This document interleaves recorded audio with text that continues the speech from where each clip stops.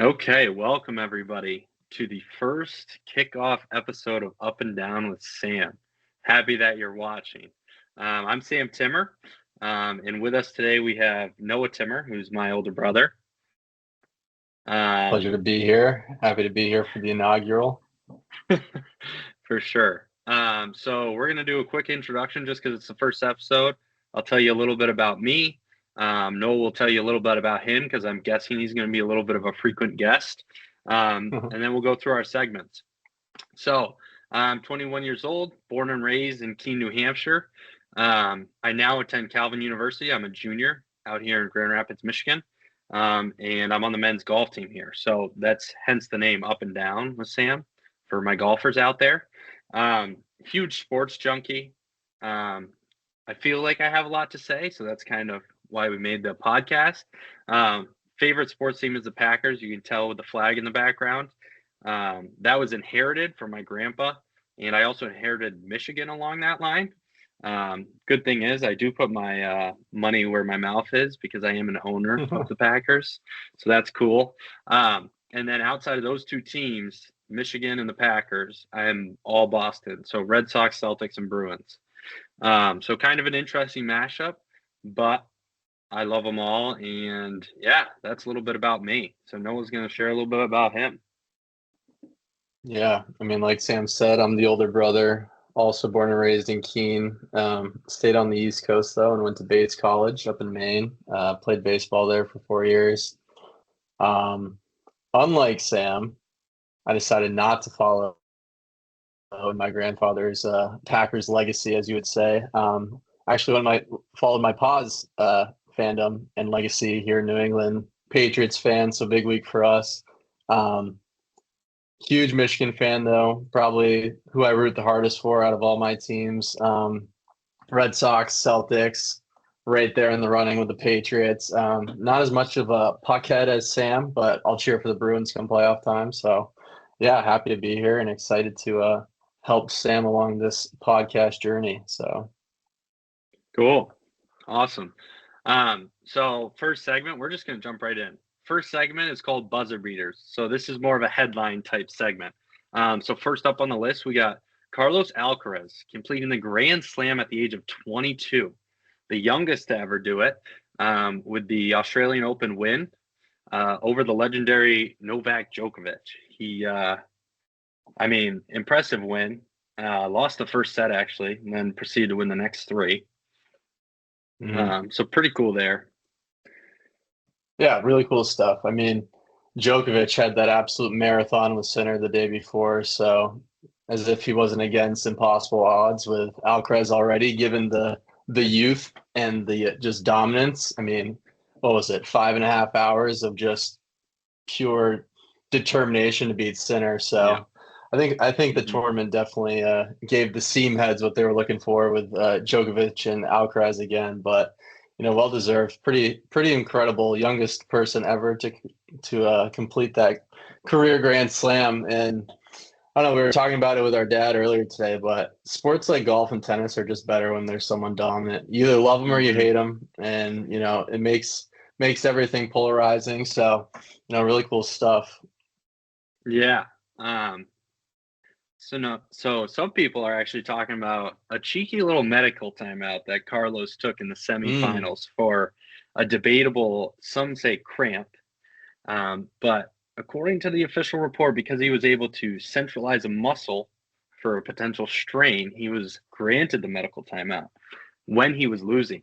So kind of an interesting one there. It can be controversial. But again, age of 22 is unbelievable. I mean, only 1 year older than me. And I'm sitting here making a podcast and he's out there with a Grand Slam. So kind of crazy stuff there. 1 year younger than me, and I'm the guest on the podcast. So what does that say about me? Exactly. So next buzzer beater, we got Bill Belichick and now Robert Kraft left out of the Hall of Fame.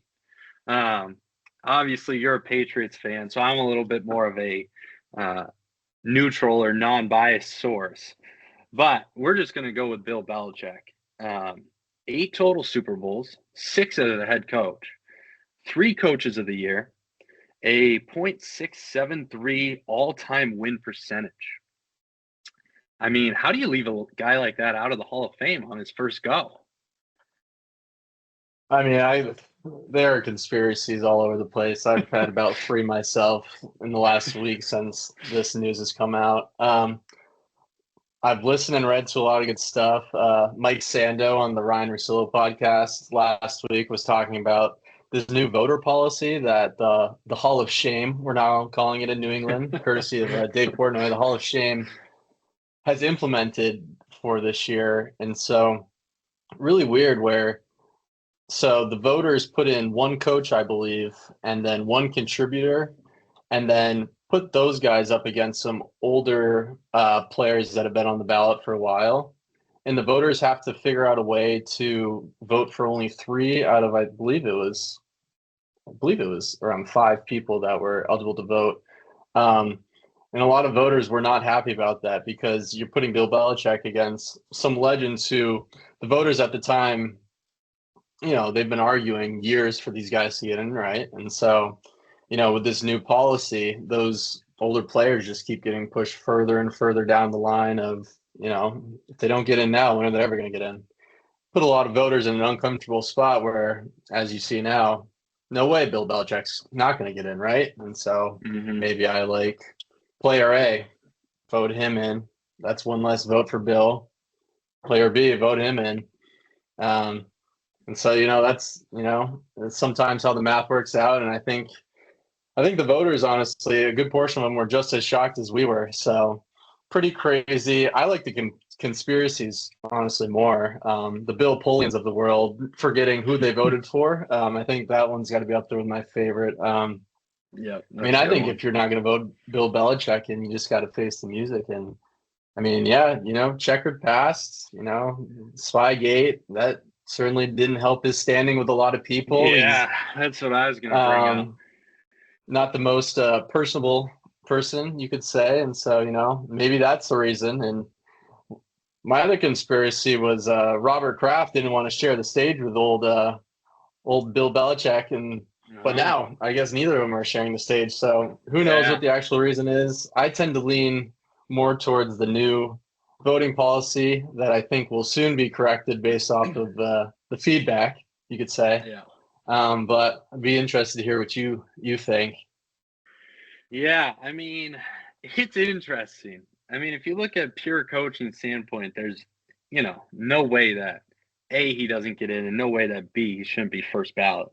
But then, you get online and see some of those conspiracy theories, like you said, and people are bringing up names like Barry Bonds and Pete Rose, and you wonder if the Spygate really, really left a mark on that resume for some of those voters.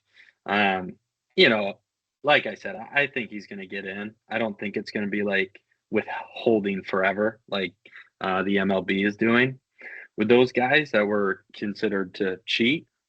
They did, but in some sense, like the Spygate, there's just some gray area and everything.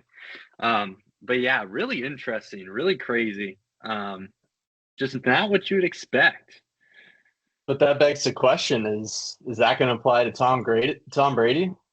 Are they going to leave the greatest football player of all time out on the first ballot? Because, I mean, you want to talk about fireworks with Belichick? I mean, whew. Yeah, we'll leave it at that. Who knows what would happen if Tom Brady gets left out? Yeah, I think if Tom Brady gets left out or first ballot, I think it will be officially named the Hall of Shame, I would say. So that would be a tough one. So those are our buzzer beaters. And now we're going to move into our up and down. So name of the podcast. He's got one more thing. Yeah, quick buzzer beater today.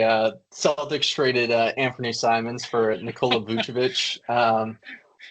Interesting move. Initial reaction was a jump scare. I mean, I can't imagine Vucevic really streams Missoula ball, as we say here in New England. Run and gun, shoot a lot of threes. But after breaking it down and the numbers start to crunch a little bit, you see that the Celtics have played themselves out of the first apron, which is huge. Gives them the opportunity to sign someone with around $14 million salary. if someone gets waived. So, there's definitely Brad's working behind the scenes. I think, he knows what he's doing. So we're going to trust in Brad. But, shout out Anthony Simons, great 40 something games here in Boston. Thought he was actually coming into his own. So sad to see him go. But, with Tatum potentially coming back, there are only so many shots available. So, yeah. Great buzzer beater to throw in there. I love it. And you got to throw out the point. I mean, they're unexpected. This was an unexpected season, losing Tatum, and now they're sitting up there at the top of the East looking to actually make a run. And when you look at the team, I mean, can't be playing Luka Garza out there in the Eastern Conference Finals. Yeah. So, I think it's a good support for the big guys. And like you said, there's Brad's working, and I think there's might be something in the Boston organization. They're not telling us about Tatum's return because it gives me a little confidence that they get rid of a wing, replace him with a big, that Tatum might be on his way up.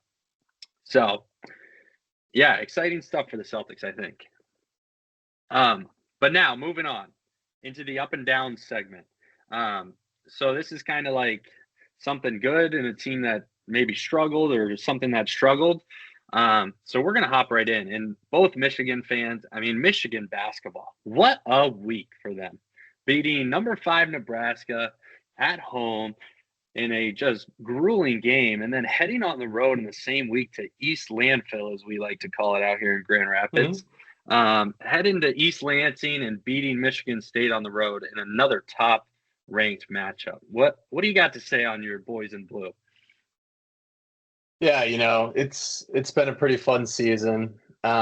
Been on this team for the jump. They actually surpassed my expectations at first. That now I got to bring myself back down to reality as a fan and realize they're not going to win every game by 40. So, but yeah, like you said, great week. I mean, they couldn't have played worse to start that Nebraska game and to somehow pull out a win. That was a great win. Credit to Nebraska. I think they'll be all right. Obviously, dealing with the flu last week, so. I think Michigan caught a break in that game. Elliot Cadeau probably had his worst game of the year. Tried to put up a double-double with turnovers. So, but just having a guy like Yaxel and the front court presence of him, Namari Burnett was playing hard that game. Some questionable passes here and there, but you just love to see guys play hard. And then the Michigan State game, I've been saying it all week. I think it's the best win for the program since 2018 in the Beeline days. I mean, to go into East Lansing off of an emotional win at home against another top 5 team, and to honestly just dominate for, I would say, 32 out of the 40 minutes. Michigan State came out of the gates in the second half hot. Jeremy Fears was doing his thing. Made a couple threes that they didn't make in the first half, and then Michigan kind of settled in once they went down 2, took control of that game again, and they're the better team. They should win that game all the time. Yaxel was composed. Elite defender. Would really love to see Dusty utilize him more in the pick and roll game, similar to how they did it with Danny last year. But I mean, if Elliot Cadeau is going to play like that, I mean, they're a tough team to beat. And the last thing I'll say is that I really, really enjoyed the Dusty May adjustment in the second half of pulling Mara out of that game where it felt like it was getting a little too fast for him. Putting Merez at the 5, get Yaxel at the 4, the freshman Trey McKinney, who I think is an absolute stud, and I really hope he stays another year. And putting Cheddar in. Cheddar, who provided a lot of energy, hit a big 3 up 2 to extend it to 5. Sam knows, I was texting him during the game and I was asking for it. I was like, Dusty's got to make an adjustment here. If he wants to ride Mara for the rest of the game, they're going to lose. And sure enough, Dusty pulls the right strings like he's shown to have done the last season plus. And, it's a great win. Yeah, for sure. I got some numbers here I'm going to start with the Nebraska game. First half field goal percentage, 65.5. Awesome. From 3, 38.5. Awesome. Then you got to the second half, 25% from the field, 7% from three in the second half of that game. And I just want to point that out because what a gritty win, really. I mean, they really battled. It was ugly. It was awful to watch, really. It was tough to watch. Trey It's McKinney terrible. comes off the bench, just battles in there for him, puts up 11, makes the big shot. I just thought they were a little more aggressive underneath in that second half, getting to the line some more times. They had 11 more free throw shot in that second half. So just a gritty win there. And then on the other side of that coin, you look at some of these Michigan State stats. 38% from three over the whole game, consistently 44% the whole game. They got to the line in both halves. You get Yaxel with 26. Elliott has 17. Merez Johnson throws in 12, and then McKinney comes off the bench and chucks in another 10. And if they play like that Michigan State game, I mean, talk about deep runs in the tournament. I think they're primed for one. Yeah, I would definitely agree with that. Yeah. And so on the other side of that Nebraska-Michigan game, our first down is going to be Nebraska. They had a tough week, same sort of schedule as Michigan, two tough teams. They went on the road in Ann Arbor, like we just talked about, lose to Michigan by 3 when, they felt like they had a chance to win that game, and they did. And then you get Illinois at home. And you kind of let that one slip too. You really thought like you shot well enough, played well enough to win that game. And they let that one slip. So give us your thoughts on that team after this week. I mean, the Illinois game was tough. I thought they got outplayed in the second half there. I mean, they came out and it felt like they were going to win. But I mean, it's tough to win when you don't have the best player on the floor. I mean, Wagler and Lendeborg are going to be the best players on the floor in those games. I do give them a break, though. Like I said earlier, like they're dealing with the flu. Mm-hmm. I mean, Mass was in the ER for like 24 hours prior to the Illinois game, just needing fluid just to be available for Sunday, which, credit to him. I think they're fine. I think this was a good week for them to, see where they're at. I mean, they gave some guys that don't usually play a lot some good run, which is helpful come tournament time when, some guy gets 2 fouls in 2 minutes and, the bench becomes a little bit bigger. So I think Nebraska will be just fine. They can shoot the 3. I do get worried about smaller teams that rely a lot on the 3. But I mean, Hoiberg's got them playing hard, and it's nice when you have your son out there to set the tone for sure for the team. So, I think they'll be fine. I think they'll be a 2 or a 3 seed. Not too worried about that week from them. Honestly, more worried about Michigan State than I am about Nebraska moving forward, and they're standing in the Big Ten. We don't have to get into that now, but yeah. I mean, I would agree. Missing 2 starters against Michigan, and then same thing, just dealing with that flu against Illinois. I mean, I'm not too worried about them, but definitely a little bit of a punch to the gut, you would say, after starting definitely undefeated. And just to summarize those 2 points, I mean, talk about the Big Ten right now. I mean, you got Michigan at the top, Illinois right behind them. Nebraska, Michigan State, Purdue's still in there. I mean, the Big Ten is no joke to play in, and I think you're going to see some of these teams have some really good games down the stretch. Yeah, I think Big Ten fans really need to circle that Michigan-Illinois game coming up here. Michigan has not beaten them in, I think, 4 years at this point, and I'm pretty sure they'll be playing in Champaign. Right around the same time, they'll be playing Duke and Purdue and Michigan State again. So if you're a Big Ten basketball fan, I think you got to be circling that game. See what Dusty May has to try to slow down Wagler, who's turning into Big Ten Player of the Year favorite right now and taking it right from Lendeborg and Braden Smith and Fear. So yeah, pretty impressive year from the Big Ten. That's all I got. Yeah. All right. Next up and down. Ups. I'm going to give it to Brooks Koepka in the PGA Tour. Um, this is a little, golf's kind of my thing. When you look at Brooks Koepka, man, I mean, talk about a big name. He had the most late majors for a player still in their prime from the live tour. Um, so the PGA Tour opens this window. He comes back, takes some financial penalties, which he said hurt a little bit, but then fills his schedule right up with tournaments, which was awesome to see. Right, he's out there playing in the Farmers. He's playing this week in Phoenix. So some really good stuff out of Brooks, and the initial ratings. Not all the ratings have come out yet, and they're not official. But just on Thursday, the initial estimate is ratings were up 87% from last year's Farmer Insurance Open on Thursday. So, talk about a guy, he moves the needle, huge pickup for the tour, I think. And I think it's good for Brooks too. I think it's good stuff. Yeah, I mean, definitely good for the tour. He's a name that you love to see back out there.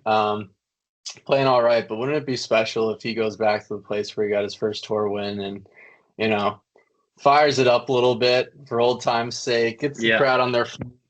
I'm not saying he's going to go win it, but I mean, a top 10 from Brooks, I think that'd be great for the tour and really, really stick it to live, where it did not seem like he cared at all about being on that tour. So, good to have Brooks back. I really enjoyed the interview where they asked him and pretty much told him, what would they say? You haven't been playing your best golf, pretty much, or something like that. Yeah, they threw it right at him. And he handled it like a champ. So good to have Brooks back. He's taken what I guess you could say what he deserves for going to live, but I think they're sticking to him a little bit. But I think he's been a good sport about it, and good to have him back. Yeah, for sure. Wouldn't that be awesome if we see him go crazy this upcoming week in the Phoenix? Just a top 10. Just give me a top 10. Yeah, for sure. He got some of those nerves back. He said he was nervous coming back on the tour, which is cool, and he said the energy was awesome. So I think he's going to roll that over and feel a little better about next week. Now to the down. Same thing, opposite side of that coin. The Live Tour. You lose Brooks Koepka, and Patrick Reed's contract's done, so he's off. And then they ask Bryson. Bryson's interviewing, and they ask him about the new 72-hole format, and this is a quote. He says, "I've got a contract for this year, and we'll go through it there and see what happens after that." Later saying about the 72-hole format, "Is it what we ultimately signed up for? No. So I think we're supposed to be different. So I'm a little indifferent to it right now." So clearly, I mean, Bryson's the biggest star with his YouTube channel, his ability to get people to rally behind him. I know you're a Bryson fan. I haven't always been. But clearly Liv's biggest star. And so to hear that out of your guy that, he's talking about, we're going to make it through this last year of the contract, and this isn't really what I signed up for. I mean, Liv has got to be a little nervous headed into 2026. Yeah, I mean, I don't have much to add to this. Bryson's my guy, sticking out of contract like the honorable man that he is. But it's interesting. With his YouTube success, like, it'd be really interesting to see him back on the PGA Tour and how he adapts to that, because that's a different environment where Liv kind of allowed him the flexibility to get into that field where he's had so much success. So I'd be fascinated to see come next year around this time what he ends up deciding. Given his, what's made him so likable is you get to see him in a day-to-day golf match, and see that quirkiness and at a more personable level than chase him around for 4 days on television. So it'll be interesting, but Liv is Liv's leaking oil. Yeah yeah I mean, you just got to imagine with Tiger at the leadership of the new committee that's on the PGA Tour looking to get some of these guys back. Bryson is the number one target. He's got to be. And you would, I 100%. mean, you could pretty much pack live in by bringing Bryson back. So that's something to keep an eye on. And they're just getting dominated. I mean, they made a big push for Akshay Bhatia this offseason. And, you know, Phil Mickelson wanted him on his team. And, you know, the story goes Phil called him, trying to recruit him. And then Akshay turns around and gets a call from Tiger Woods. And all of a sudden, Akshay Bhatia is on Tiger Woods' TGL team. He sticks on the tour. So you just really feel like Liv's taking some blows, and they're not responding well, I don't think. So yeah, that concludes our up and downs for the week. So next up, this is going to become one of my favorite segments, I think. It's called the Calvin Corner. So obviously I go to Calvin University, so I got to talk some Calvin if I'm doing a podcast. And so I got a story for you, and then we're going to break down a little basketball. So the story is, this past weekend, the swim team has a meet in Pittsburgh, Pennsylvania, right? So they drive down Friday, get dropped off by the bus. The meet's on Saturday. And the bus driver, who isn't affiliated with Calvin at all, for the record, it's completely independent contract. Bus driver then drives to Ohio after dropping the team off, acquires a prostitute in Ohio, and then gets arrested and has the bus impounded. All in Ohio. So the Calvin swim team was a little bit stranded. You know, they lost their bus driver. All their stuff was on that bus. Like, a lot of kids had some of their bags still on there. The team had stuff for the meet. You know, like, what a disaster, really. And so you just got to wonder what is going through that guy's head. You know, what a struggle. Yeah, I mean, I got nothing for this one. I mean, when I saw this on the agenda for today, I just decided I was going to become a listener. I mean, that's not even a story out of them. I don't even know like how you make that story up. That's insane. You You know, shout out to the Calvin swim team. Glad are they back yet? Yeah, they're back. They're back. All right, that's good. They got their school bags and stuff late last night. The bus company went and got it for him out of the impounded lot in Ohio. So yeah, I mean, it's the talk of the town on the campus. I mean, the whole swim team's talking about it, and practically everyone's talking about it at this point. I mean, like you said, not a story you can make. Yeah, I was gonna say hard to keep that story undercover. So yeah, you just got to feel for the coach a little too. I mean, can you imagine getting that call in the morning or late at night? Yeah, well, your bus driver's in jail right now. Yeah, I'm sure the athletic director over there is going to have his work cut out for him over the next couple of days. Oh, yeah. He's been on the phone, that's for sure. And now moving to our next topic, which is a big one for us here at Calvin, is our men's basketball team. So the headline is men's basketball team NCAA tournament hopes dwindling. This is after they dropped 2 games last week, a game the week before. They've lost 3 of their last 4 in the conference. They were a top 25 team. Now they're not. And they're struggling. You know, I'll throw in my thoughts first here. Coming off of 3 MIAA championships, which is our conference, you know, they had high expectations coming into this year. They have a potential national player of the year in Jalen Overway. I mean, he is phenomenal. He plays in the post. He's really great. He's got great touch around the rim. And so he's having an unbelievable season. Like, he had 33 and they lost the other day.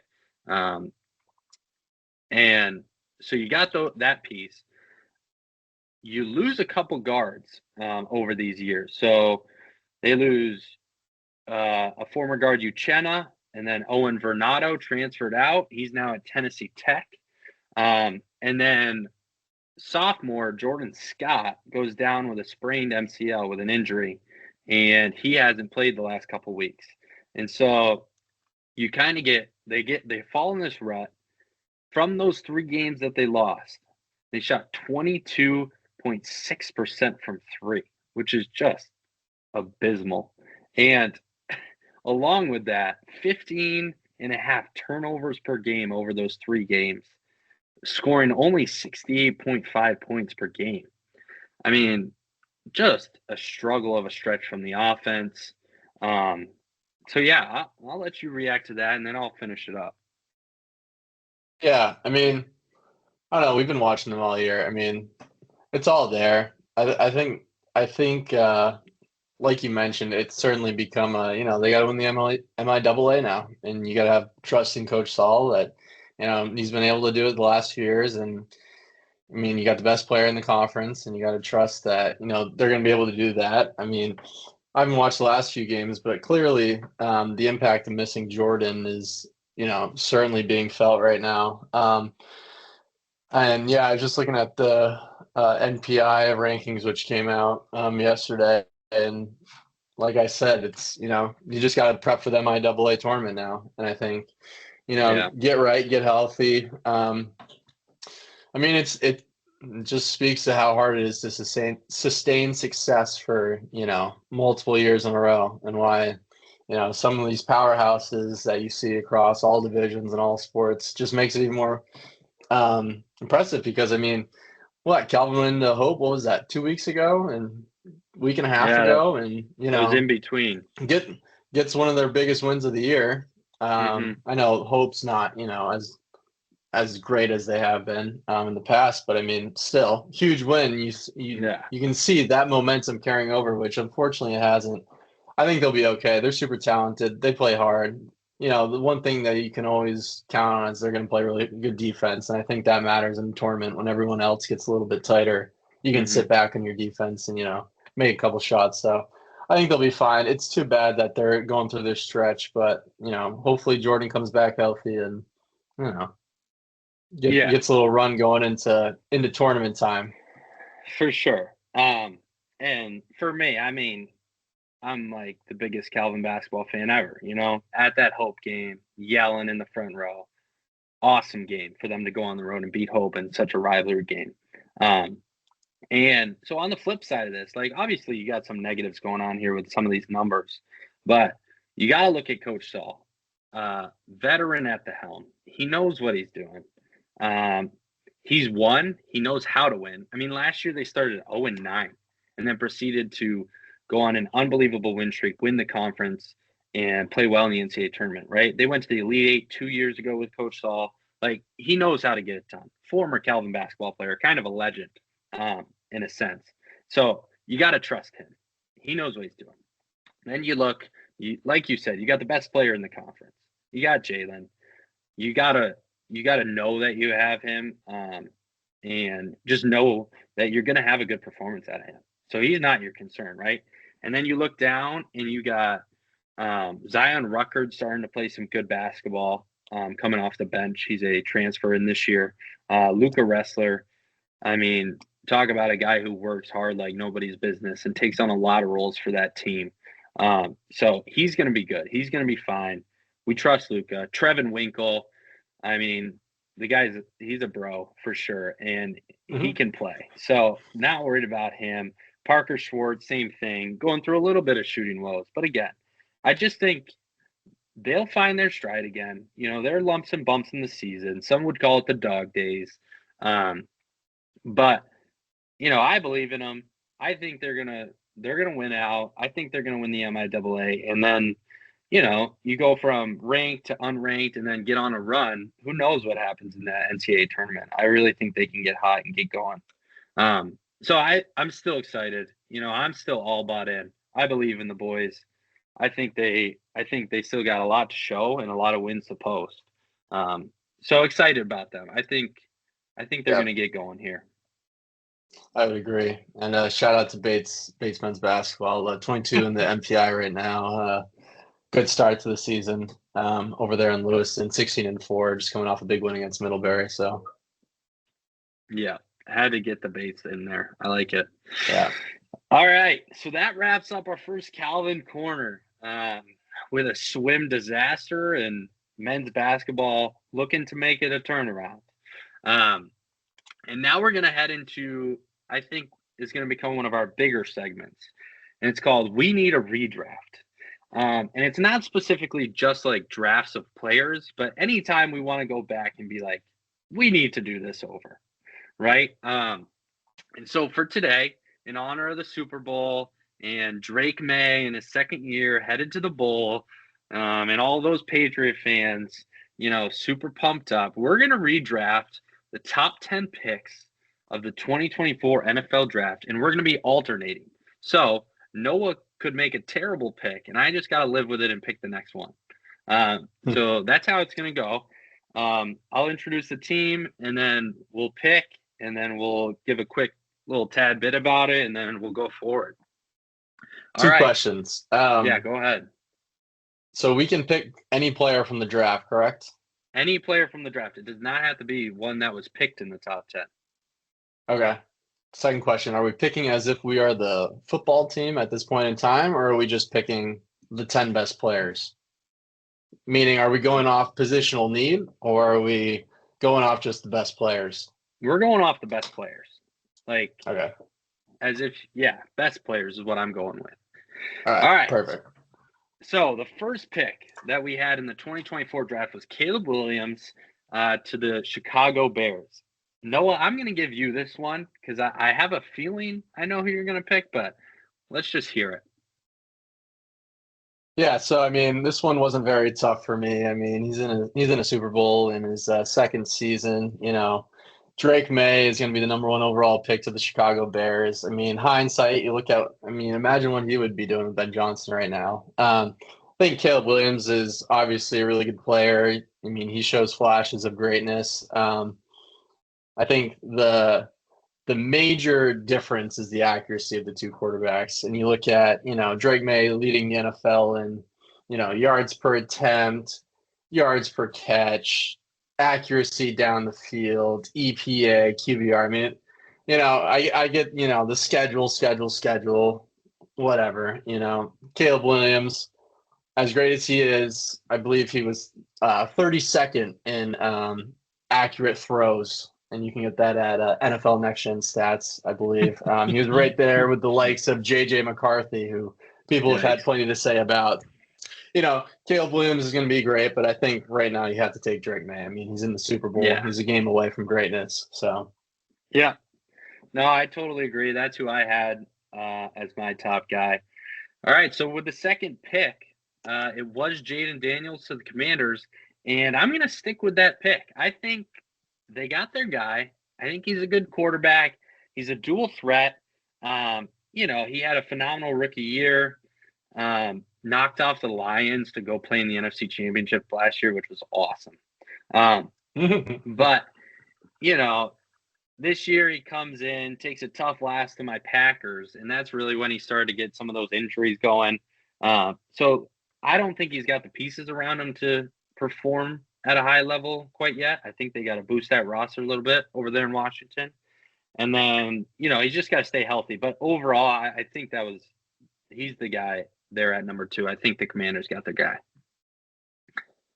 All right. So now moving to number 3, the Patriots picks Drake May, but he is now off the board. So Noah, who do we got going at number 3? Yeah, I think it's got to be Caleb Williams. I probably I would have taken him at 2. I think, like I said, the upside is all there. He's uber talented. He made some of the most ridiculous throws I've seen. Very Patrick Mahomes-esque. And I think, hypothetically, let's say we're working with Josh McDaniels. I think McDaniels would get him in a lot of situations to be successful. You hope the accuracy comes as he, matures. I think the growth this year was not taking as many sacks, which affected his completion percentage and the amount of throwaways where, sometimes he may not even had to have thrown it away. But, there was clearly an emphasis in Chicago on getting rid of the football and not taking as many sacks as he did last year. So I think he's an easy number 3 pick, and he's got to be in that top 3. He's going to be very good for years to come. All right. Well, I'll be honest. I didn't have him in my top 3, I'm not really high on him yet. You know, he got away with some ridiculous late game comebacks that otherwise the only talk would have been how bad he was. So thanks for taking him off the board. I didn't want to pick him. So now at number 4, the Cardinals had picked Marvin Harrison Jr. In this next pick, they obviously wouldn't take, but we're going off best players. So I'm going to take Brock Bowers. I mean, talk about a rookie season or a couple seasons here. I mean, he's been phenomenal. He over 1,000 yards. He is probably the only bright spot in Las Vegas right now. I think he's awesome. He's got everything you need from a reception tight end. You know, he's strong. He's quick. He can get open routes. He can catch contested balls. And he really can be a number 1 option in an offense. So I'm taking Brock. I think he's a guy for sure. Fascinating. Yeah, he was 6th on my board. So Okay. interesting, but good pick. And obviously, you know, one of the few bright spots in that travesty that was the Las Vegas Raiders this year. In the games he did play, he got hurt early on, tried to battle through it, finally just sat him down and said, hey, we don't need you to get hurt anymore.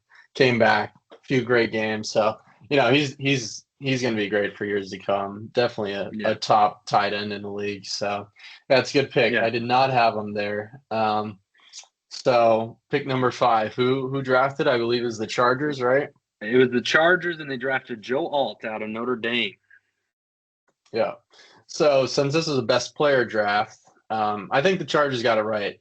I'll say that first. I think Joe Alt, you know, elite offensive tackle, and you saw what happened to that offense line when he got hurt. Yeah. I mean, Herbert was, you know, day and night with him on the field, and you know that's without their starting right tackle Rashawn Slater for the whole year. So I think the Chargers got it right. If I was them, I would draft Joe Alt in this position, but since it's best player available and it's a quarterback's league, I got Bo Nix at the 5th pick. Sure. Don't consider myself a Bo leaver, but I mean the results are there. I mean, to lead a team to the 1 seed is, you know, it's leading a team to a 1 seed.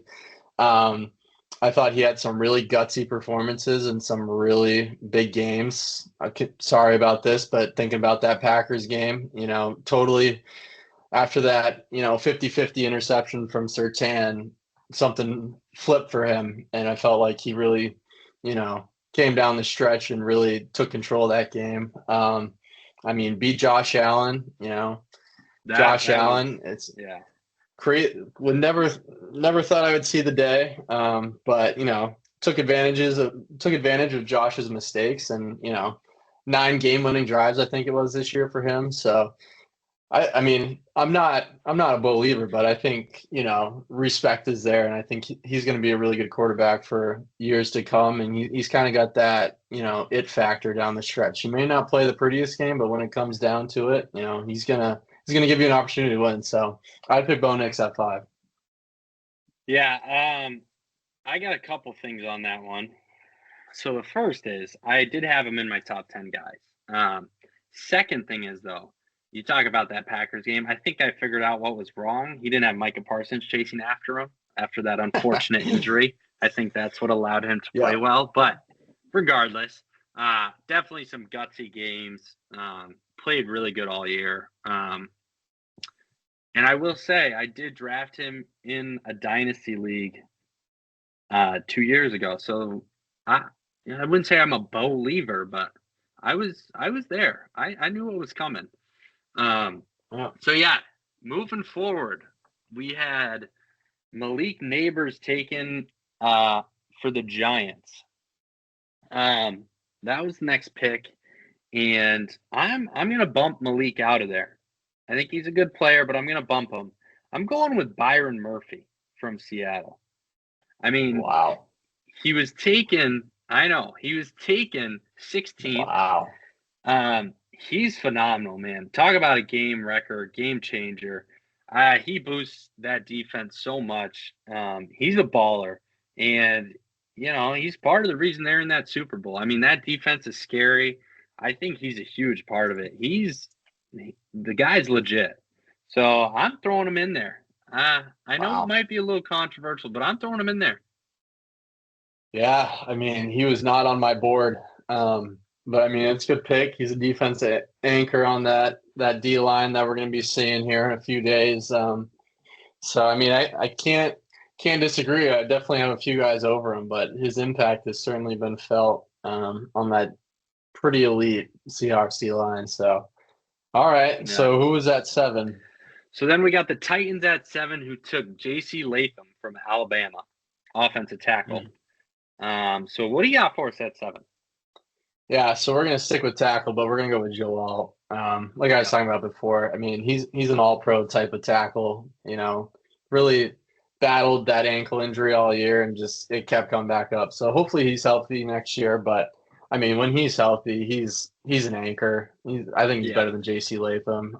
And like I said, the Chargers could night and day difference with him on and off the field. So I think sticking with the offensive tackle, we're gonna go Joe Alt at 7. Yeah. No, I like that pick. I think that's the right pick there. He was on my list. He wasn't that high yet, but I like him. I think, just a solid, very good player. And that's how you turn around teams. I mean, you look at the Lions with Penei Sewell. You look at the Buccaneers, they went and got Tristan Wirfs. Like that, you really need some good protection to turn a team around. So I do like that pick. All right. Now we got number 8. The Falcons took Michael Penix Jr., which I'm going to throw out there. Just an abysmal draft pick. I think he's so overrated. I think he's the one holding that team back. And I think Raheem Morris got the short end of that stick. But I'll leave that for another time. I'm gonna take Neighbors in this hole. I mean, he was phenomenal. Obviously, injury this year, which was sad to see, but you know, he's awesome, and he's a really elite receiver. He gets open. His release is so good at the top of the route. He's awesome. Can go up and make that contested catch that you're looking for out of a top guy, and then you add Jackson Dart, who played some pretty good ball this year. If he can stop running into people and just run out of bounds. And then, you got Scadaboo. Scadaboo, he got hurt, but I think they got a good young core over there, and they just got their coach with John Harbaugh. So that team's looking good, and I think Malik is going to be a big part of that moving forward, and I think he's legit. So I'm taking him at number 8. Yeah, All I right. agree with that pick. He was my best available there, so I think the right pick. All right, right. what's next? We got Roman Dunze for the Bears at number 9. Yeah, so Rome did not make the list. No, and not on mine either. He's been quite the experience. But so I think a really important thing to look at is the teams in the championship games. And you look at the Patriots, Christian Gonzalez, lockdown cornerback. You look at the Broncos, Patrick Surtain, lockdown cornerback. You look at the Eagles, Devin Witherspoon, lockdown cornerback. Quinyon Mitchell is that lockdown quarterback, first team All-Pro this year, which says a lot in a really, really talented position that the NFL has right now. I think the Eagles got it right, like they typically do. I mean, his counterpart, DeJean, was also in this draft. We'll see if you take him at 10. Not sure where you're going, but I mean, guy's legit. I mean, the thing I like about him most is when he makes a mistake, he comes back later in the game and makes you feel his presence. So I think he was the best cornerback in this draft. And I think, not having to worry about one side, it really, like I just listed out, it really helps these top tier teams. So I'm going Quinyon Mitchell at what is it, 9? 9. Yep. Yeah, that's where I had him on my list ranked. I had him at 9, all pro. I mean, obviously legit. I'm not a big Eagles guy, so it's a little bit annoying for me, but they definitely hit on this one. And so then that 10, we got J.J. McCarthy to the Minnesota Vikings. Now, before I go into my pick, everyone's got to give J.J. a little time.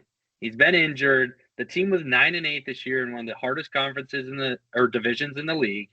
Give the kid a break. He hasn't played that many games. He'll be all right. He's a winner. So that's my little spiel on JJ. 6-4. 6-4 this year. Yeah. So that's my spiel on JJ. But who I'm going to take instead of him at that 10 piece is Jared Verse. Yeah. Jared Verse, he's on the Rams right now, edge rusher. I mean, he's great. He's super impactful for them. I believe he's a captain already for them. And he's phenomenal. 7.5 sacks this year, but really made such an impact for that defense. I think without them, they would have really struggled. So I'm going to take him with the 10 spot, and that actually takes out everyone on my list. My entire list was set. Our top 10, not in the right order, but it was set. So I would like to know who missed out on your list because I took Byron Murphy. Yeah, so I mean, I had Jared Verse right there as the next best available. Byron Murphy was not on my list. Cooper DeJean was the next guy off the list. I had Yeah. him at 10. But my top 9 are all gone. I had DeJean at 10. I had Kamari Lassiter from the Texans at 11. He's been locked down with Stingley. And Yep.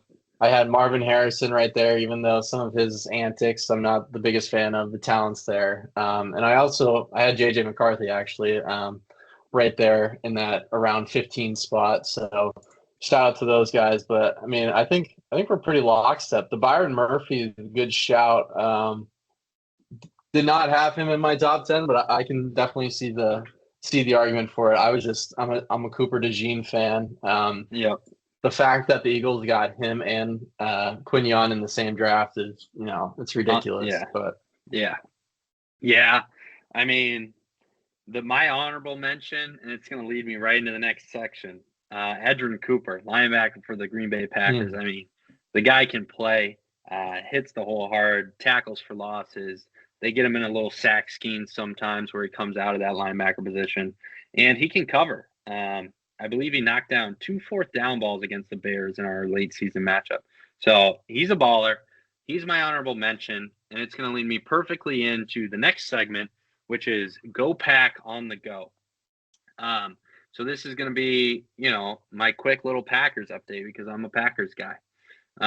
So we're going to start right off with some reports late yesterday, early this morning, of Brian Gutekunst, the GM for the Packers, who just got extended in himself, looking to extend Devontae Wyatt to a long-term contract before the season starts. Devontae Wyatt, defensive interior lineman. He's great. I like him. He's a run stopper. He gets that interior push on that pass rush. So I'm a big fan of this report. They're saying right in the range of $15 million per year, which would put him just around the 20th spot in payroll per year for defensive linemen. So I think that's a good spot for him. I mean, obviously he's battled some injuries this year. He was injured for half the season, but I think he's a good guy to have on that defense. I think he can really make an impact there. So I was pretty happy about that report when that flipped across my screen.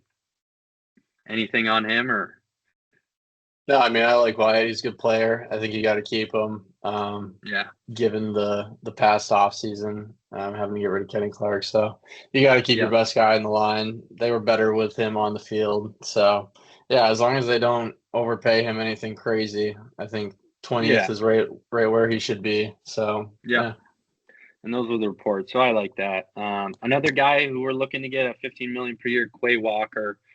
He's actually not on even my list for Go Pack on the Go, but just wanted to throw him in there. I think we need him back. He's a run stopper. I mentioned Edgerrin Cooper. I think those two, that tandem's pretty good for us, and I want to keep them together. So yeah, I like him. Another Georgia Bulldog, but just throwing that in there. All right, next on my Go Pack on the Go, I'm going with, this is sad and it's tough, but there's a cut that needs to be made. And let me tell you who it is. Rashawn Gary. He has got to go. Has to go.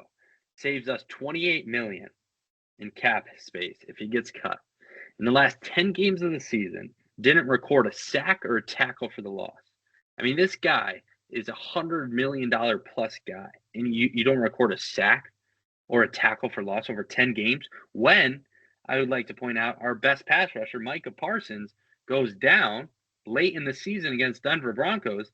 Then you look to your guy, Rashawn Gary, who hasn't done much at all, right? And so that one just kills me. I mean, it's sad. I'm a Michigan guy, and he's a good dude. I like him. He's a leader, but I mean, he's got to go. He only recorded 7 quarterback hits in those 10 games. I mean, I think I could record 7 quarterback hits. I mean, he Oh, has easy. got to go. Um, so sad, but it's time. It's time to let him go. Yeah, it's sad because it really was that ACL injury. He just hasn't looked the same since. I mean, he was balling when he got hurt. Was putting together his best couple years in a row, and Hmm. felt like he kept getting better each year. And then ACL goes. So I mean, that's the sad part. But I mean, if that's the financial move that has to be made, I can't disagree with that. Yeah. Hopefully he finds a home somewhere else and can get back to where he was pre-injury. But with the Packers timeline, I mean, you can't spend 30 plus No. million on a guy that, you know, can't do it without the best pass rusher in the league. So Yeah. Yep. So again, sad, but those are the moves you got to make if you want to win Super Bowls. So that's what we're looking for over here in Green Bay. That's what ownership's looking for. So final segment of the day, we got moving day. So a little reference to golf there. We're going to make picks. It's going to be our prediction segment. And so obviously this weekend, it's the biggest weekend of the year. It's Super Bowl weekend. It's going to be crazy. We got a matchup of 2013 when Malcolm Butler picked off Russell Wilson at the goal line. The whole why would they not run that ball to Marshawn Lynch? I think I've seen that clip 100 times in the last 2 weeks. So ready for that to come off my feed, if I'm being honest, that clip. I mean, I could almost go through the whole I call could for see it a you. few more times. Yeah, I'm sure you could. The whole Tom Brady looking like his dog died, and then all of a sudden he's jumping off the bench. Like I think I'm sick of that clip. So Mm-hmm. happy for this game to be done, I would say, for me. So we're gonna go with Super Bowl pick, who I think is obvious for you, and then we're gonna go with Super Bowl MVP. Spice it up a little bit. So I'm gonna let you go first. Yeah, so I mean the pick's easy. I mean, it's the Patriots, it's no one else besides the Patriots, we got, we all we need. Um, you know, it's nice. I think the week off came at a good time for the Patriots. Drake May a little, shaken up. We've had some injuries throughout. The line hasn't changed. It's been at 4.5 all week. I think that says a Hmm. lot. I think that says, you know, there are people, there's some people that are sticking it out with the Patriots, and I honestly Yep. think it's too much. I think the line should be 2.5. I think people are overreacting to um, that Rams win, which was a great win. Um, but I mean, we have to remember they were only 1.5 point favorites at home against the Niners, and what were they against the Rams? 1.5 as well. So, Hmm. um, I think the argument's been made all year. The Seahawks and the Rams are the two best teams in the NFL, and maybe that's true. We're going to find out Sunday, but I think it's setting up pretty well. I think if the Patriots can get it to a dogfight in the fourth quarter, I think the best thing they have going for them is they have the better quarterback and they have the coaching staff that's been there. And I think in the Super Bowl, everyone talks about it. Obviously, I've never experienced it, but everyone talks about it. It's different. You can make it just a game, but it's not just a game. This is the biggest event in America's sports. So I think having those things on our side, they're going to have to weather the initial punch that Seattle's going to throw, like they have all playoffs. Um, and I think if they can do that, if they can get it to that ugly game they've been playing in the playoffs, that D line is going to, keep grinding with Barmore and Milton Williams in the middle. Um, I think it sets up well for the Patriots. And I mean, Belichick doesn't get in the Hall of Fame. Robert Kraft doesn't get in Yeah. the Hall of Fame. Now Tom Brady's saying he doesn't even want to pick a side. I mean, it's New England against the world again. My grandfather always talks about '01. It's starting to feel a little bit like '01 again. So, Oh you boy. know, I got the Patriots 2016. I think it's going to be another grind of a game if the Patriots can have it their way. I know a lot of people think that there are going to be more points than expected. I would be surprised given these two defenses and how they've played recently. And I think if I'm going to pick the Patriots, it's going to have to be low scoring because that Seattle defense is legit. So I got 2016. I think the Darnold story's been great. You know, he's Bob does sports guy, so we've got to see the personal side of Sam. So it's great to see him having success elsewhere besides the Jets. Um, so, but I think it might be a little too much, and I think Drake May, you know, he's kind of got that killer, that focus instinct. Taking the audible by himself, rolling out on the bootleg, not telling the center what's actually going to happen here. Plays like that. I think we're going to see number 7 come home to New England. So, All what do you right. have? Well, who's your MVP along with The that MVP pick? would be Drake May. Yeah. MVP would be Okay. Drake May. I If the figured. Patriots win, he's going to have to play at a Super Bowl MVP level. So, Yeah, that's what I got. for sure. So for me, I got the Seahawks. I just think they're too good. I don't know if the Patriots can overcome it. I think the Patriots are good. You know, they got the new Drake May, Mike Rabel, the whole deal.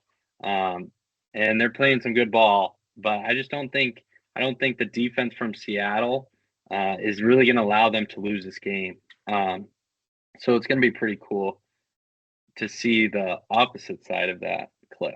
Mm. No, I'm kidding. But I think the Seahawks take it, and I think when it comes to MVP, I'm going to go out there a little. I think we got the Sam Darnold story, which I would love. To be honest, I'd love to see the Jets just in misery as they watch Sam Darnold win a Super Bowl.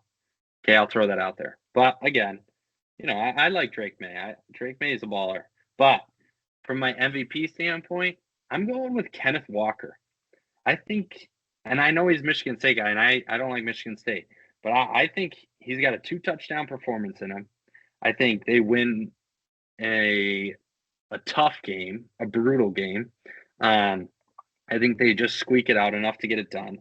And, you know, I think the Patriots got to hope for rain. I mean, you watch the Patriots run. They've been playing in snow the whole run. I think if it rains, we got a different story on our hands. But as far as I know, the weather is going to be pretty good. So I got to go with the Seahawks. I just had to. Got to go with the favorite. Hey, that's fine. I mean, we all we got over here, we all we Yeah. need. So, Patriots against the world. Yeah. Um, I think you just saw my roommate walk behind me. It's a classic college podcast, but that's funny. All right. Anyway, so yeah, that closes up our session today. I want to say thank you, Noah, for coming on and being the first little co-host here. I appreciate it. It was a great episode, and really excited for moving forward and, you know, having you on down the line here. Yeah, thanks for having me. I was glad I could be here, and whenever you need someone, I'll be happy to hop on. I always got something to say. So, Sounds good, man. And to all the listeners, I don't know how many of you there will be, but thanks for listening. I appreciate it. And go Knights and go Pack. See you guys. Go